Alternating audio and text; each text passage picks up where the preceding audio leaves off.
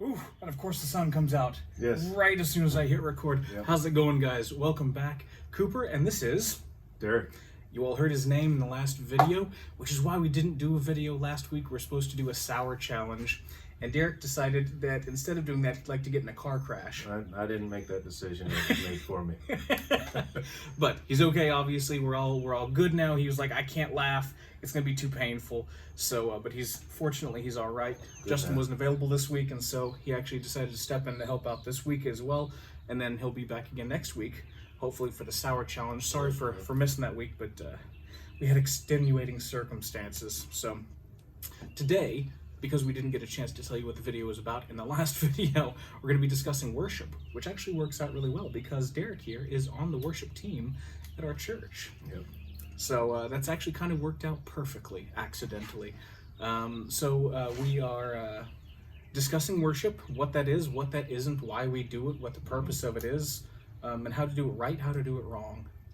And so I guess I just want to start off really with just asking, what is worship then? Worship, you can talk to several people, you get several answers. Different people have different ways to worship. But in the end, it's telling God how much you appreciate Him for what He has done, not so much what you expect. And you can expect a lot from God. And it's not so much saying, I worship you and I want these things. It's not Santa Claus. You're worshiping God because He is great, He is good, He has done a lot for you and me and everybody else. So worship at that point is being gracious for God. Yeah. So yeah, it's effectively just saying thank you is really what worship is supposed to be about. It's just a very glorified way of thanking God for the things that He's done for us. Because, even at our lowest points, and some of us have had very low points where, you're homeless, but at the end of the day, you still have to recognize the things that you are grateful for, and there will always be things that you're grateful for, and there always must be, and there always should be. Obviously, we go through hard times, we go through valleys, but at the end of the day, we still have our life, right? And we still have so many things to be grateful for. And that's really what worship is supposed to be about, is just thanking God for those things. That at its essence, that's what it is. And so I wanted to ask specifically about worship music, because that is your forte. That's what you do, right? But I listen to a lot of music on the radio that's obviously what we listen to in the car, because it if you want to live in the world but not of the world, right, then you have to make sure that the things that you're putting into your body are also of God as well. And so you don't want to be listening to, I'm not even gonna get the name right, like Five Finger Death Punch or whatever. Is that the name? That is a band. And that is the right one, right? And then you on your way to church, it doesn't make sense to be putting poison into your body. That's another band. I'm glad you were able to laugh this week. Exactly. I do know Poison as well. And so, so if we're listening to worship music, though, or we're listening to, let's say, a worship channel, is everything on that worship channel worship, though? Not necessarily. Some of the worship songs might be worshiping God, which is what we're looking for. Other ones might not even mention God. It might just be they make you feel good. There might be songs that mention God and say what all God's done for you, but then the song kind of turns around with what you had the power to do because of God. Okay. That's not necessarily worshiping God. Right. It's not worshiping you. It's saying that God's great, but then you turn it around and empower yourself. It's more of an empowerment song than it is a worship song. And there are some that really reflect worship to God, like what's the one that Anchor Point just put up? Oh shoot, I don't know the name of it. Worthy of Everything. Okay. That one, all of the lyrics on that have been focused on God. All of the praise goes to God. He is holy. That is the whole song. All the lyrics are focused on worship to God. There are other songs that are out there that are very popular that are about praising God, and then they turn to, He's done great for me, and this is what I do. And that's halfway a worship song in the sense that it's halfway worshiping. And then you got other ones like The Devil is a Liar or Fear is a Liar, whatever that song is, where it doesn't really mention God. It's just a reminder It can be a biblical reminder as well. Right. It's not a worship song. It's a song saying, "This is the truth." Right. In a sense. So, still a good message, still uplifting. It's Yes. better than listening to Five Finger Death Punch, right? But it's not exactly worship, though. Right. Right. So, and that kind of leads on to the next subject, is that worship is not always music. Because like you said, you can ask 100 Christians what worship is, and you're going to get 100 answers, or many anyway. And that not always, or that a lot of them are probably going to reflect, or at least lean towards the music that's played at church on Sundays, and that there are a lot of ways to worship that have nothing to do with that. For instance, for me personally, that's not really the way that I tend to worship. For me, right, the way that I show gratitude to God is behind closed doors. It's a closed door in a quiet room where I just talk one-on-one with God and just express my gratitude to him. It doesn't need to be flashy, it doesn't need to be showy, because ultimately it doesn't matter what the guy sitting next to you, if there's someone there, thinks about it, right? This is you just thanking God, and no one else should enter into it. And so, yeah, I mean, there are plenty of ways to worship God. It's just about showing gratitude.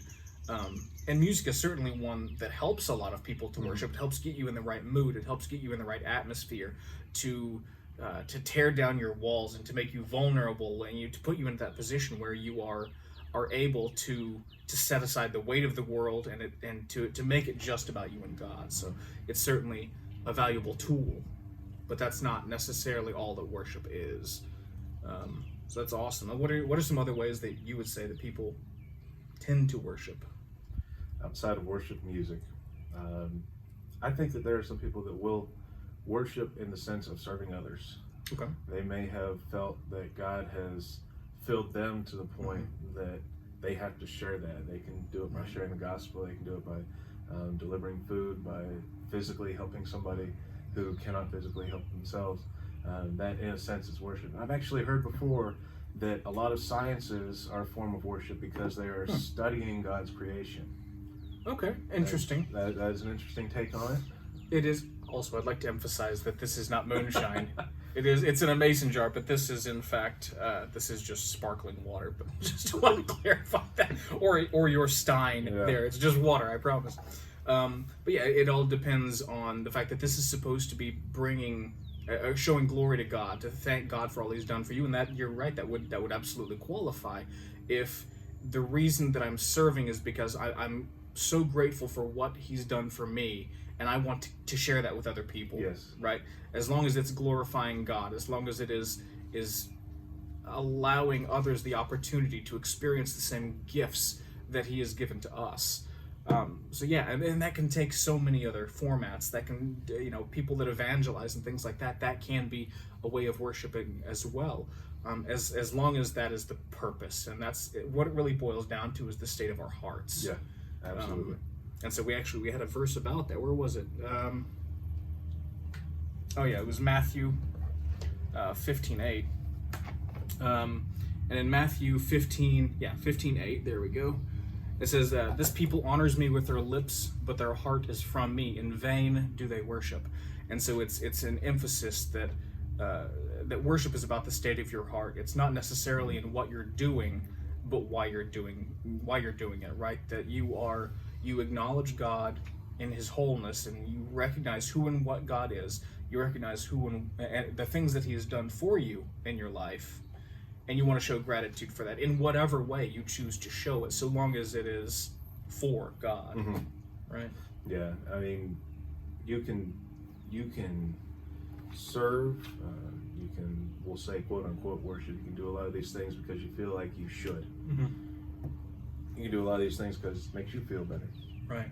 And a lot of times it does. It Right. does make you feel better, especially listening to the radio that you might be having a tough day. Right.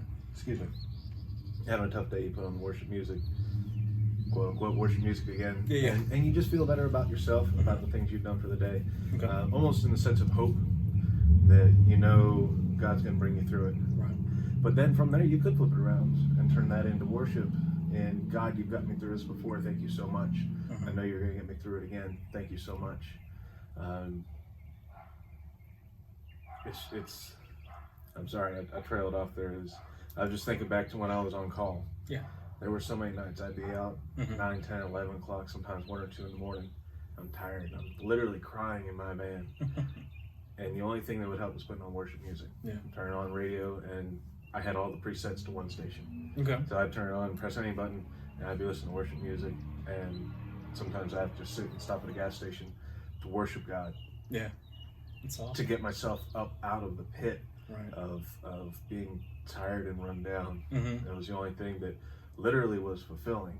Yeah. And then from being filled, again, you have what you have written down there of an overflowing of gratitude. Yeah. Once I felt full again Mm-hmm. of being gracious for having what I did, then I could go out and help more.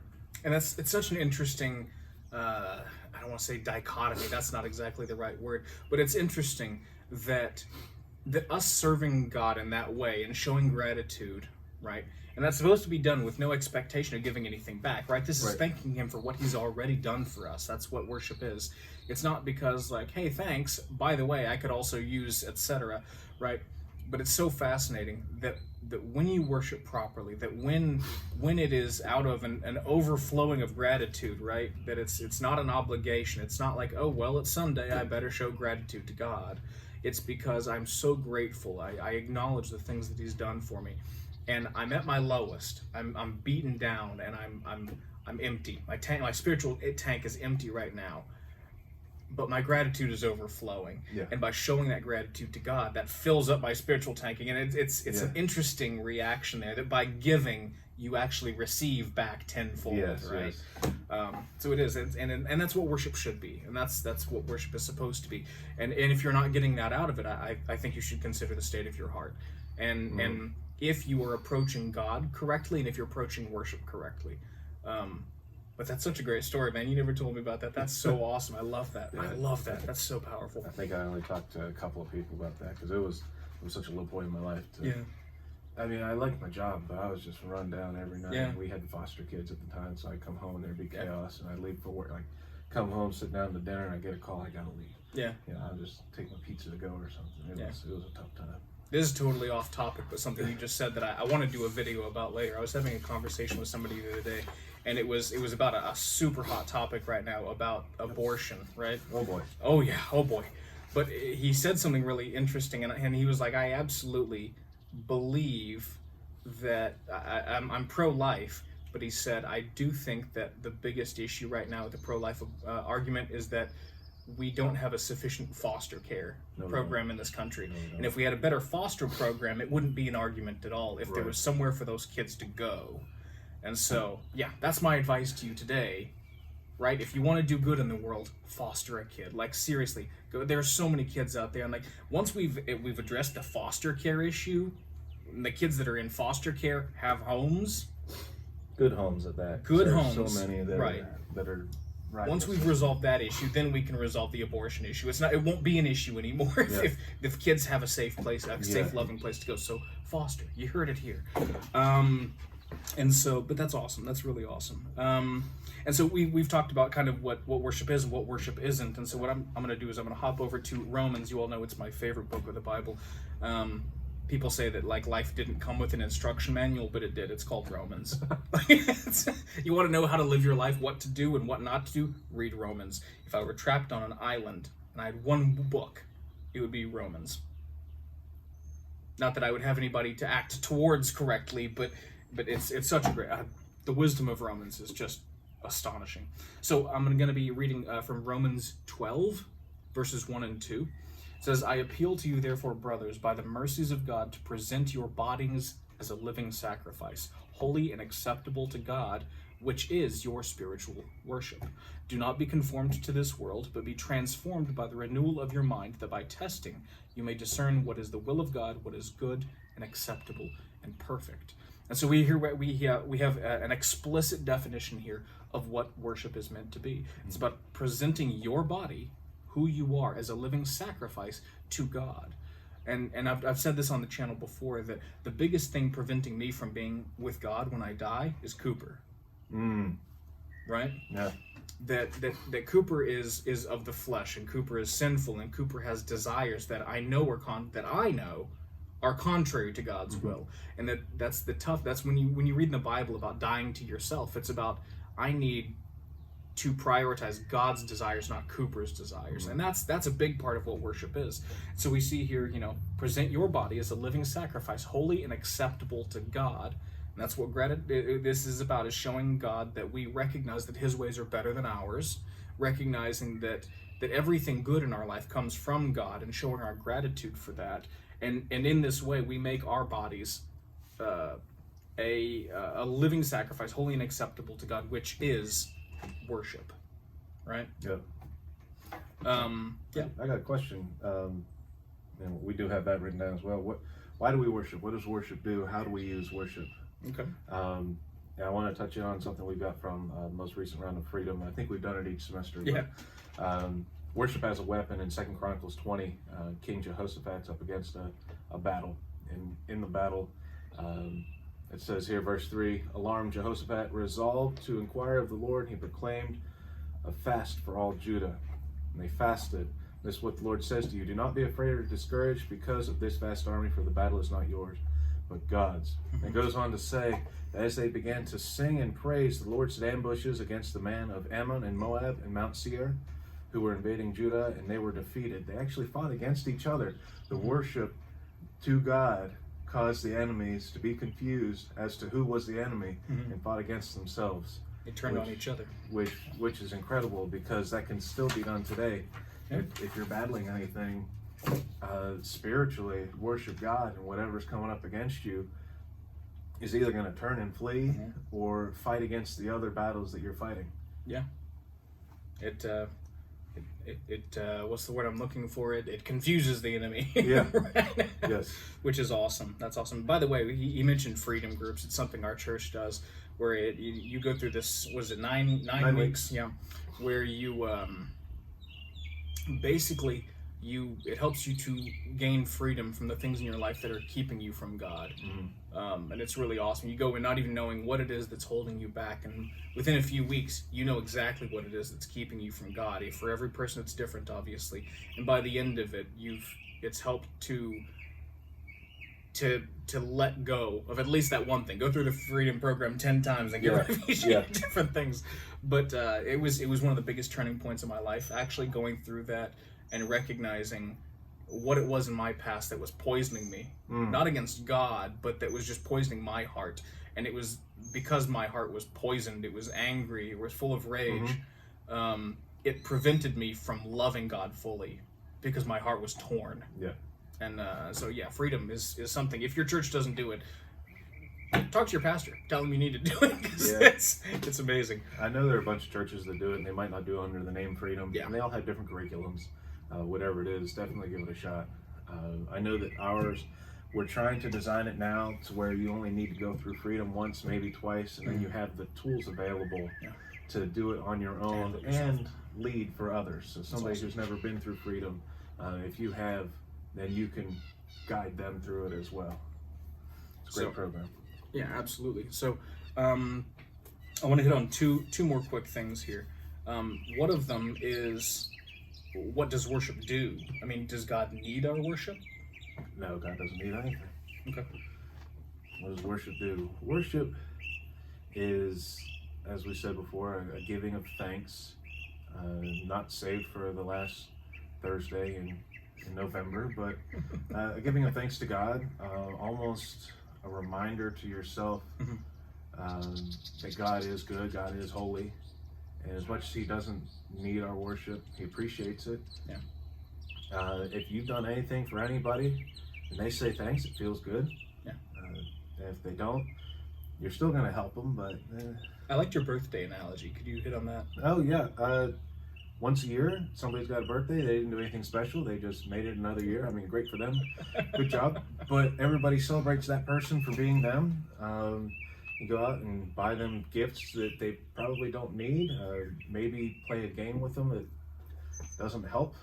You might get some nachos and cheese and have a good time, and you're celebrating that person just for being that person. It's one time a year they get it, and no matter who you are, you appreciate the celebration of you on your birthday. just showing appreciation for them. So yeah, God doesn't need your worship. I would argue that you need your worship. Yes, you And need the worship more than God does. Yeah, but it's still it's good and it's right to do so, because even though he doesn't need it, he deserves it. Absolutely. And so make a list this week of just all the things in your life that you are grateful for, because it's easy for us, especially in a first world country, to hyper focus on what ends up typically being very trivial issues, right? And like at the end of the day, exactly, first world problems, and it doesn't actually matter. And we stress out about things, and there are people in the world that don't have food and haven't for 3 weeks, and like it's they're making mud pies. That's a thing. And like just think about all the things you're grateful for. The fact that you have clothes and a home and electricity and food, and there's so much to be grateful for. There always is. I like what you were saying about today's culture with their self-worship. Yeah. And that's a big issue as well. I think it's perhaps one of our country's, the West in general, is one of our biggest issues these days, is that we have. Let me go back a little bit, because this was something I studied in college that I thought was very interesting. They were focusing on the difference between Western mentality and Eastern, and that if you go to an Eastern country, say China or Japan, and you ask someone on the street, tell me something about yourself, they're typically going to say something like, I'm an employee of XYZ company, right? Or it's how they fit into society, what their societal role and significance is. And that in the West, typically people will be like, oh, well, I'm a gamer. It's a part of their personal identity, right? There's more focus on individuality, which both have their merits. But in the West specifically, it's made us vulnerable to self-worship, because we have so much emphasis. Just turn on any news channel, you'll see it immediately. There's such an immense emphasis on satisfying your feelings, on doing whatever feels good today, right? And no one can contest this. Comfort. Exactly. It's all on comfort. It's all on self-serving. It's all on doing whatever feels good. It's all on satisfying satisfying the flesh, right? What do I feel like today? That's what I'm going to do, because I want to feel good. And what I said earlier in our discussion before we started filming was that whatever you focus on, that is the object of your worship. If you're focused on satisfying the flesh, your flesh is what you worship. You are what you worship. And even if you don't know all the 10 Commandments, the first one is, thou shalt have no other gods before me. You shall show worship to no one else but God. But God alone. No one else, nothing else.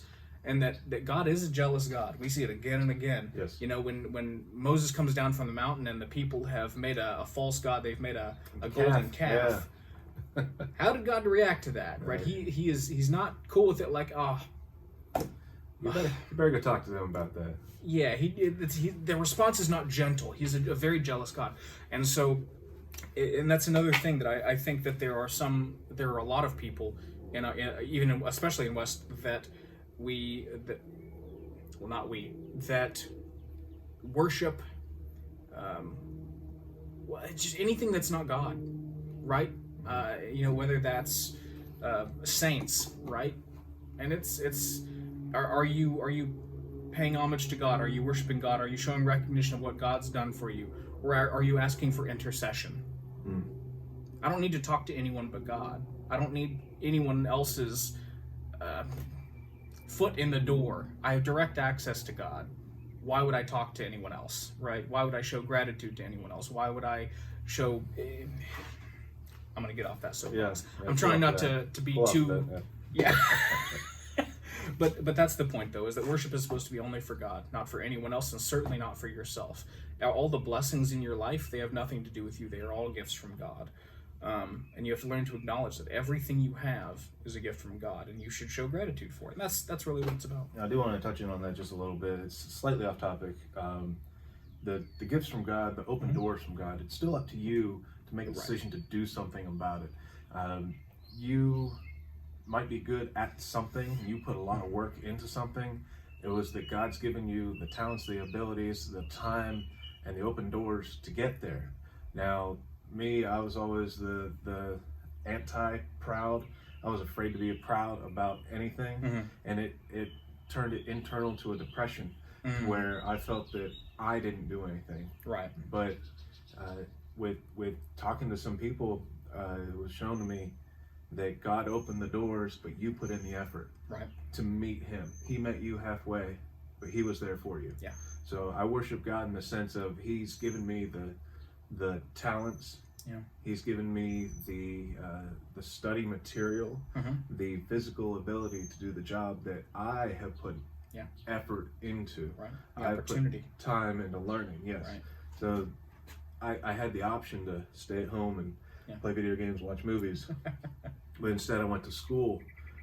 After high school, I went to a trade school. I spent a year studying air conditioning so I could be good at it. Yeah. And then even outside of that, once a week, I go and get my books out and I'll study a topic. Yeah. Just so I'm still up and at it. Making the most of God's gifts. Yes. And then finding a good way to direct them. How do you use those gifts? Right. So it's your whole life can be a method of worship, depending on the state of your heart. So that's really what I want to focus on today. So I want you to spend this week thinking about, the things that you're in your life that you're grateful for. And whether it's through worship music or whether it's behind closed doors, however you choose to worship, thank God. And do it every day. It doesn't need to be a half-hour thing. It doesn't, but just say thank you to God for all the things in your life. It doesn't have to be complicated. But God deserves it. And that's really what it's about. And then tune in next week.